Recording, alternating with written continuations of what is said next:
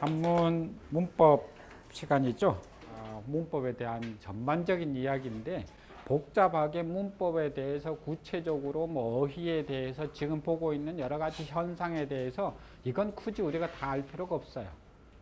물론 그걸 내가 문법을 전공해야 되겠다라고 하면은 구체적인 어휘까지 우리가 정확하게 분석을 해봐야 되겠지만 아직도 이런저런 이론들이 많아요.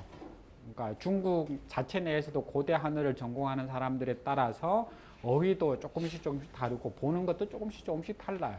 그 말은 우리가 굳이 한문 문법을 공부하면서 문법을 전공하지 않는다면 깊이 있게까지 우리가 들어갈 필요는 없고, 제가 앞으로 2달 동안 하고자 하는 것은 한문 해석을 위한 하나의 도구로, 한문 해석을 위한 도구로서 활용을 해야지 문법을 전공하기 위한 한문 문법 수업은 아니에요. 그렇게 이해를 하시고, 그래서 한문 문법을 가지고 우리가 이제 간략하게 어떻게 문장이 나왔을 때 그걸 우리가 풀이를 할 수 있을 것인가, 여기에 대해서 앞으로 2달 동안 할 것이고, 나머지 2달 동안은 그 배운 걸 바탕으로, 물론 여기 실예가 또 다 나와 있지만은 이제 실제 문장을 속에서 이 부분들을 어떻게 풀이할 것인가, 그래서 그 부분들은 나머지 2달 가지고 공부를 할 거예요.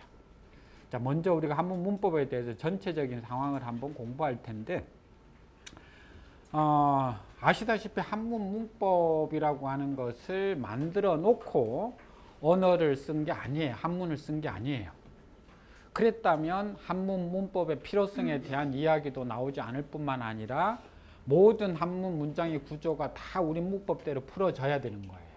근데 실상 한문 문법이라고 하는 것은 중국에서 이제 고대 한어, 소위 말하는 옛날 한문의 문장을 이제 가지고 문장을 다 분석해 보았더니 이러이러한 특징들이 나오더라 라고 해서 그 특징들을 특징화시켜서 분류시켜 놓은 게 뭐냐면은 한문 문법이라는 거예요.